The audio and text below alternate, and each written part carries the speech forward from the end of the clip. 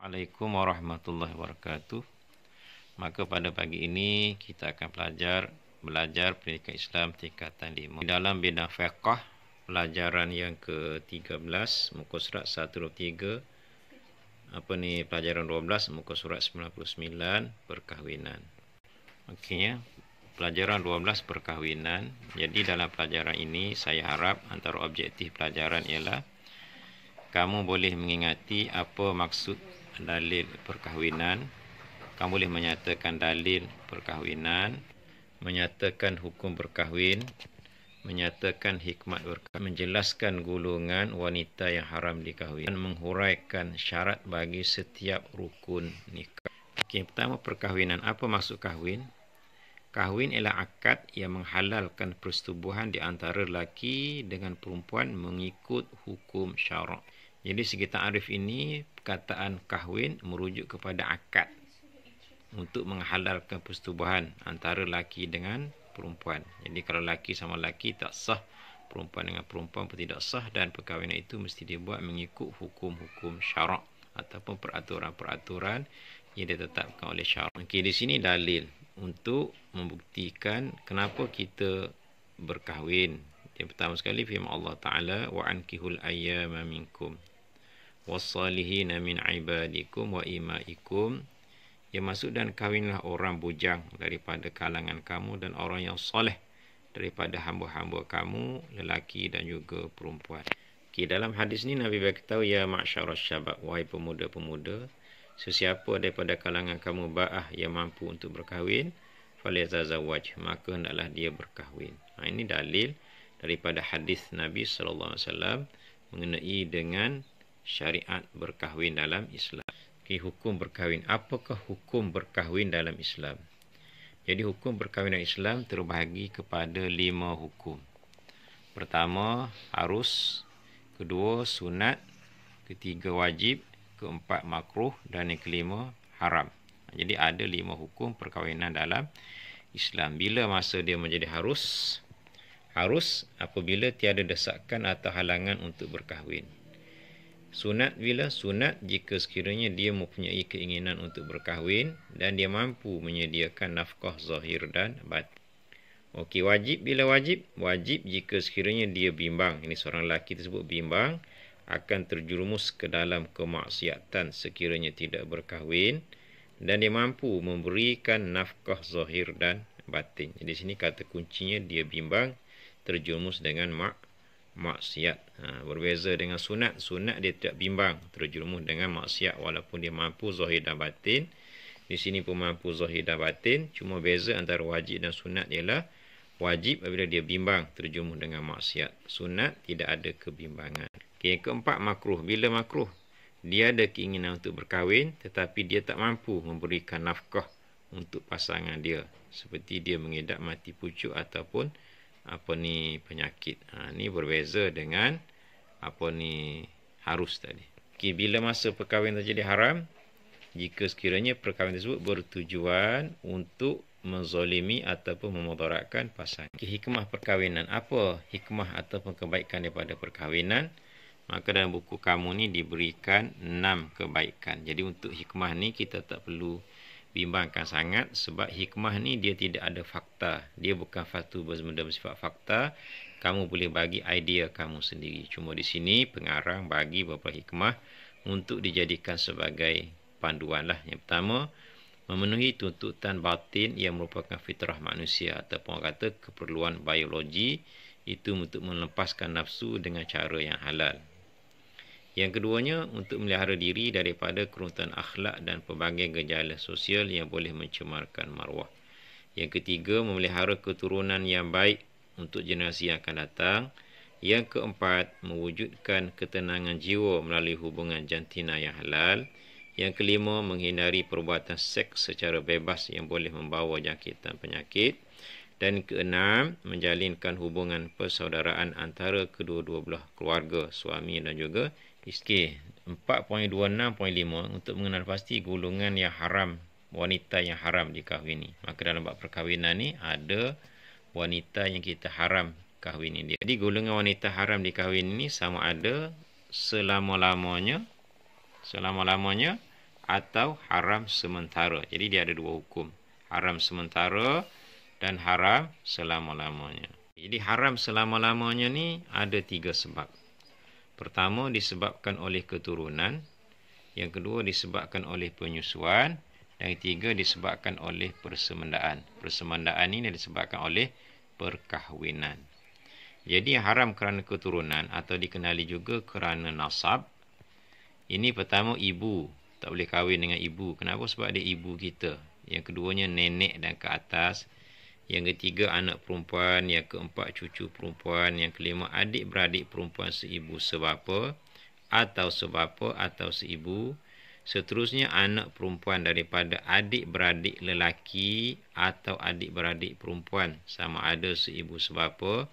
Atau sebapa atau seibu. Senang cerita yang ni anak saudara kita lah. Seterusnya ibu saudara, itu adik-beradik kepada mak ataupun adik-beradik kepada ayah kita. Dan seterusnya nenek saudara, iaitu adik-beradik kepada nenek kita, sama ada ataupun adik-beradik kepada datuk kita atau nenek kita, sama ada sebelah ibu ataupun sebelah bapa. Okey, seterusnya haram selama-lamanya disebabkan oleh penyusuan. Siapa yang diharamkan sebab penyusuan ataupun guna istilah ar-radha'ah?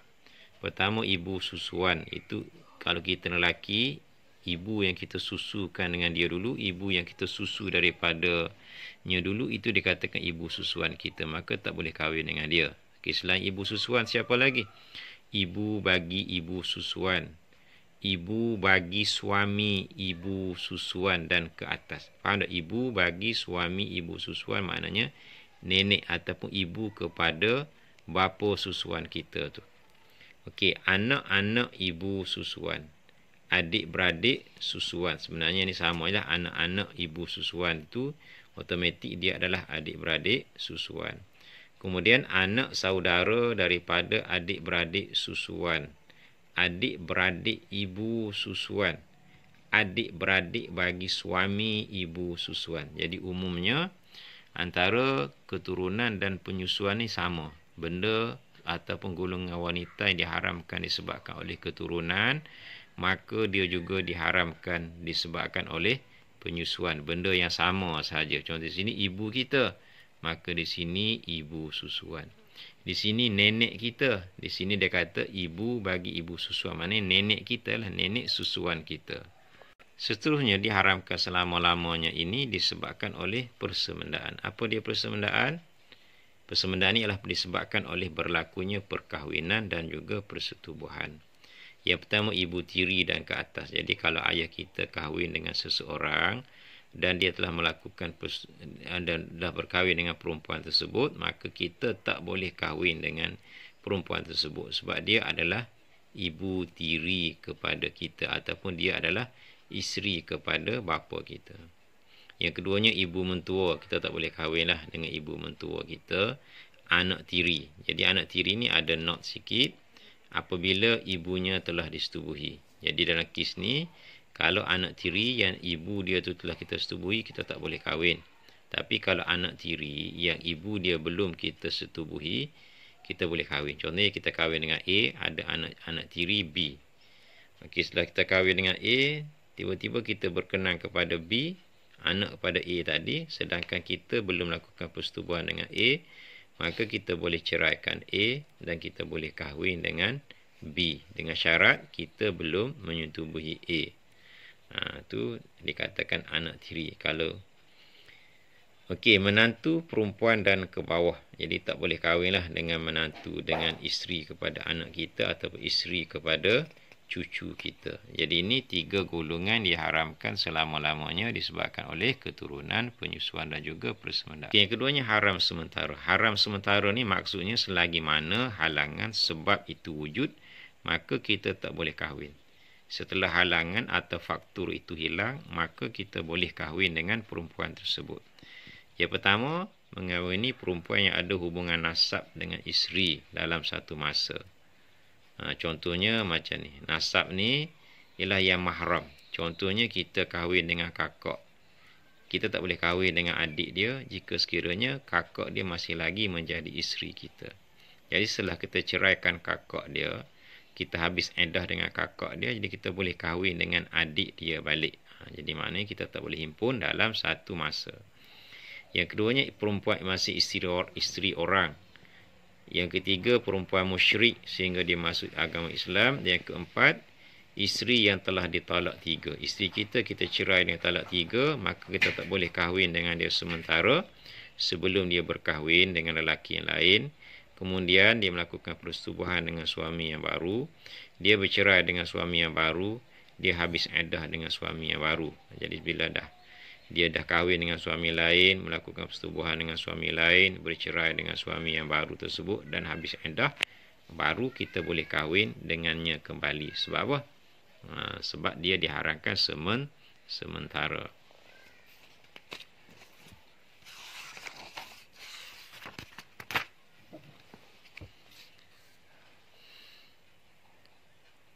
Okey.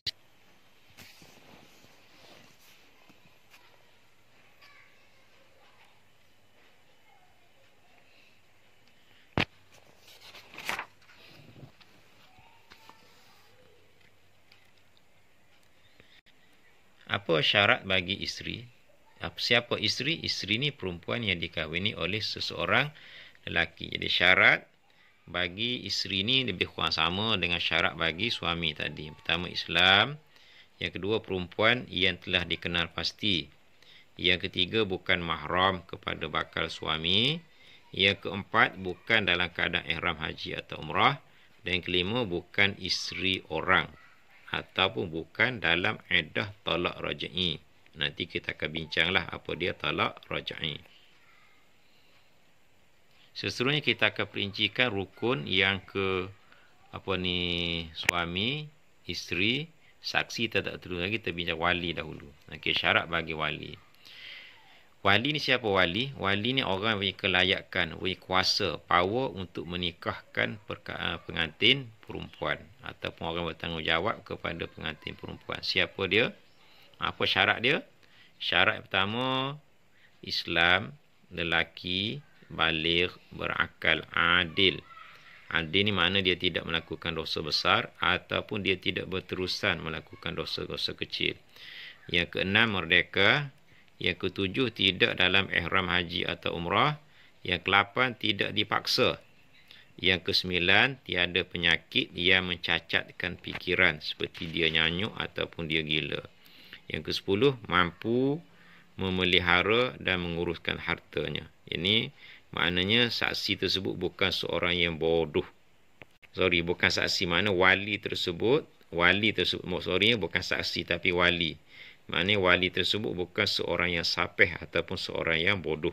Okey, dan setelah kita tahu syarat, apa dia, siapakah yang layak menjadi wali? Jadi wali ni ada di sini ada 13. Ingat 13, seperti mana rukun sembahyang biasanya ada 13, maka susunan wali pun ada 13. Dan kuasa wali ni awak kena ingat ikut susunan. Sebab dia ni mempunyai power-power yang tertentu. Contohnya, nombor 2 tidak boleh mengatasi power yang 1. Jadi kalau kita kahwin dengan wali nombor 2 sedangkan 1 masih ada, maka tidak sah. Jadi kena ingat ikut susunan. Jadi susunan pertama, wali bapa dengan wali datuk. Wali datuk sebelah bapa. Wali ingat, wali tidak ada sebelah ibu. Semuanya sebelah bapa. Kalau sebelah ibu boleh dengan syarat seibu sebapa. Jadi wali bapa dengan wali datuk ni dianggap sebagai wali mujbir. Apa dia wali mujbir? Dari segi powernya, wali ni ada 2 jenis. Satu wali mujbir, satu lagi dia panggil wali bukan mujbir. Jadi wali mujbir ni wali yang boleh mengahwinkan anak atau cucunya yang masih lagi gadis tanpa pengetahuan ataupun tanpa keizinan daripada gadis tersebut. Itu powernya wali mujbir.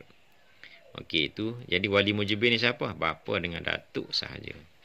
Okey, yang ketiganya wali lain yang bukan mujbir, adik-beradik lelaki seibu sebapa, adik-beradik lelaki sebapa, anak saudara lelaki daripada adik-beradik lelaki seibu sebapa, anak saudara lelaki daripada adik-beradik lelaki sebapa, anak lelaki kepada anak saudara lelaki seibu sebapa, anak lelaki kepada anak saudara lelaki sebapa.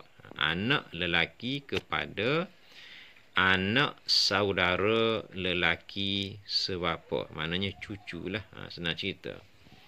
Kemudian bapa saudara sebelah bapa seibu sebapa. Ni tengok lagi powernya. Daripada 6, 5 sampai 8, dia dulu daripada bapa saudara. Sebab kita dalam budaya kita lebih bergantung kepada bapa saudara. Sebenarnya dalam kes yang macam ni, anak saudara tu lebih power daripada bapa saudara. Jadi ke-9, bapa saudara sebelah bapa seibu sebapa. Yang ke-10, bapa saudara sebelah bapa sebapa. Ni tengok, tidak ada sebelah ibu. Semuanya sebelah bapa. Okay, yang ke-11, sepupu lelaki daripada bapa saudara sebelah bapa seibu sebapa. Dan yang ke-12, bapa sepupu lelaki daripada bapa saudara sebelah bapa sebapa. Tengok, dia dalam bab wali ni tidak ada daripada sebelah ibu sahaja. Seterusnya wali hakim. Itu wali yang ke-13. Jadi ingat dalam bab wali ni, dia mesti ikut turutan dia. 1 sampai 13. Okey, dalam bab wali tadi kita jumpa wali yang ke-13, wali hakim. Jadi wali hakim tu wali yang paling last. Kita tak boleh sewenang-wenangnya berkahwin dengan wali hakim yang ke-13 jika sekiranya kita ada wali nasab. Wali nasab je lah susunan 1 hingga 12 tu, itu adalah wali nasab. Jadi apa sebab kita boleh berpindah kepada wali hakim? Dengan sebab-sebab yang tertentu. Yang pertama, perempuan tadi tidak mempunyai wali nasab. Yang kedua, wali nasab ada tapi berada jauh melebihi 2 marhalah. Yang ketiga, wali tu hilang. Ada walinya asal tapi wali hilang. Tak tahu ke mana, tak dapat dikesan. Yang keempat, saudara baharu. Contohnya orang mu'allaf yang baru masuk Islam, dia tidak ada wali nasab yang layak, maka dia dikahwinkan dengan wali hakim. Yang kelima, anak tidak sah taraf. Senang ceritanya macam anak zina. Jika dia boleh berkahwin atau memang dia wajib berkahwin dengan wali hakim. Yang keenam, wali dalam ihram haji. Ada wali tapi wali sedang berada dalam ihram haji atau umrah, maka boleh berpindah kepada wali hakim. Seterusnya, wali enggan mewalikan pernikahan. Ada wali tapi wali tak nak kahwinkan gadis tersebut dengan sebab-sebab yang tidak munasabah, maka boleh berpindah kepada wali hakim. Yang ke-8, wali sendiri hendak berkahwin dengan perempuan tersebut dan tiada wali lain yang setaraf. Yang ni kita bincang dalam bab wali tadi, iaitu sepupu lelaki. Sepupu dia nak kahwin dengan sepupu dia dan tak ada orang lain dah wali melainkan sepupu dia tadilah. Maka dia kena berkahwin dengan wali hakim.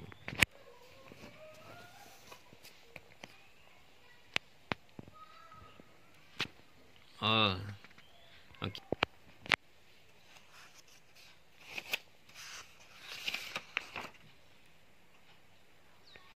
Okey, seterusnya kita akan bincang dalam rukun nikah tadi, siswa, suami, isteri, saksi. Okey, kita dah bincang syarat bagi wali. Di sini syarat bagi saksi. Siapa saksi? Saksi ialah orang yang mengesahkan, menyaksikan dan boleh mengesahkan akad nikah. Contohnya kalau kita pergi dekat majlis perkahwinan, biasanya wali akan tanya, okey, sah. Jadi ada orang kata, ya, sah. Itulah dia saksi. Jadi apa syarat bagi saksi? Syarat bagi saksi, pertama Islam, kedua lelaki, ketiga baligh, keempat berakal, kelima adil, keenam pendengaran yang baik, ketujuh penglihatan baik dan yang ke-8 merdeka. Jadi syarat 6 dengan 7 tadi tu maknanya dia tidak buta dan juga tidak tuli. Jadi orang buta dan tuli tidak boleh menjadi saksi. Dan untuk hari ini tajuk ataupun perbahasan terakhir yang kita akan bincang dalam bab siswa, suami, isteri, saksi, wali ialah akad. Terakhir itu akad. Dalam bab rukun nikah tadi akad. Okey, apakah dia akad? Okey, akad ni disebut juga sebagai sirah. Sirah nikah. Iaitu ada ijab dan qabul. Dalam sirah ni maknanya akad untuk menghalalkan, akad untuk melakukan perkahwinan. Okey, dalam akad tu dia ada ijab dan qabul. Apa dia ijab? Ijab ni lafaz yang diucapkan oleh wali atau wakilnya. Contohnya, wali tu kata, aku nikahkan engkau dengan anak perempuanku. Maka itu dikatakan sebagai ijab. Dan apa dia qabul? Qabul ialah lafaz yang diucapkan oleh bakal suami atau wakilnya. Contohnya, suami itu akan kata, aku terima nikahnya anak perempuanmu. Maka orang yang menentukan terima tadi itu, dikata ucapan dia tadi dikatakan ucapan qabul. Okey, jadi dalam melakukan akad nikah, dalam menggunakan kata aku nikah akan dikau, sehingga saya terima nikahnya itu ada syarat-syarat yang perlu dipenuhi. Barulah perkahwinan tersebut sah. Yang pertama, menggunakan lafaz kahwin atau nikah, atau terjemah yang tepat daripada kedua-duanya. Jadi kita guna perkataan aku nikahkan dikau ataupun aku kahwinkan dikau. Atau terjemah nak guna bahasa Arab pun boleh, nak guna bahasa Inggeris pun boleh, bahasa Hindu pun boleh, dengan syarat dia mengandungi makna jelas menunjukkan kepada nikah. Yang keduanya, syarat ijab dan lafaz ijab dan qabul tu hendaklah jelas dan bukannya secara kias-kiasan. Contohnya, aku satukan kamu, aku pair kamu, tak terima. Dia mesti cara jelas menunjukkan itu adalah perkahwinan. Yang ketiganya, ijab dan qabul adalah berturutan, tidak diselangi dengan perkataan yang lain ataupun tidak diselangi oleh diam yang lama. Itu antara ijab dengan qabul. Contohnya macam ni. Wali kata, aku nikahkan dikau dengan anak perempuanku bla bla bla bla bla, mas kahwinnya RM30 hutang. Tiba-tiba diselangi oleh perbincangan, siapa yang akan jadi Perdana Menteri kita? Oh, bla bla bla bla. Okey, kalau dia nak jadi Perdana Menteri, siapa agaknya akan menjadi menteri-menteri kabinetnya? Diselangi oleh perbuatan lain. Kemudian barulah lelaki tu kata, oi, jangan dulu, aku nak akad nikah ni. Jadi aku terima nikahnya. Maka tidak sah sebab telah diselangi oleh perbualan yang lain. Seterusnya, nombor 4. Lafaz akad nikah adalah berkuat kuasa serta merta. Nanti kita akan bincangkan contoh lafaz yang tidak sah nanti. Yang kelima, kelayakan wali dan bakal suami berkekalan hingga akad. Nanti pun kita akan bincang juga nanti, contoh nanti. Kemudian yang keenam, tidak dibataskan tempoh masa. Ni orang bincang bab mengenai dengan nikah mut'ah nanti. Okay, di sini contoh lafaz akad yang tidak sah. Pertama, lafaz akad nikah yang kesannya tertangguh pada masa hadapan. Contohnya macam mana? Wali kata, apabila tiba bulan Ramadan, aku kahwinkan engkau dengan anak perempuanku. Tidak sah macam tu. Dia kata, aku nikahkan kamu apabila tiba bulan Ramadan nanti. Tapi dia akad tu pada masa ni. Tidak sah. Yang kedua, yang ta'liq. Apa dia ta'liq? Ta'liq ni mana kita buat syarat ataupun gantungkan dengan sesuatu yang lain. Contohnya, wali kata, sekiranya anak perempuanku berjaya dalam peperiksaan, aku kahwinkan engkau dengannya. Tu dia digantungkan. Maka yang terima pun kata, saya terima nikahnya jika dengan mas kahwin tersebut itu, jika sekiranya anak tuan berjaya. Itu pun tidak sah. Sama ada berlaku pada ijab, juga berlaku pada qabul. Yang ketiga ni, wali pengsang. Itu dikatakan syarat yang ke-6 tadi, kelayakan wali dan bakal suami berkekalan hingga selesai akad. Jadi di sini diberi contoh, wali pengsang setelah melafazkan ijab dan sebelum bakal suami melafazkan qabul. Contohnya, wali kata, aku nikahkan engkau dengan anak perempuanku Sianu bin Sianu dengan mas kahwinnya RM20 hutang. Tiba-tiba dapat berita yang mengatakan lembu dia dilanggar lori. Dia terkejut, dia pengsang. Maka masa tu belum lagi suami kata saya terima nikahnya. Itu dikatakan wali tadi pengsang. Bila dia pengsang, dia dah hilang kelayakan wali. Sebab apa? Sebab bila pengsang, dia tidak berakal. Jadi, itulah beberapa contoh akad lafaz yang tidak sah perkahwinan. Jadi, setakat itu untuk pelajaran kita pada hari ini. Dan insya-Allah pada minggu depan kita akan masuk unit seterusnya, iaitu perkara yang berkaitan dengan perkahwinan, iaitu ciri-ciri pemilihan calon suami isteri.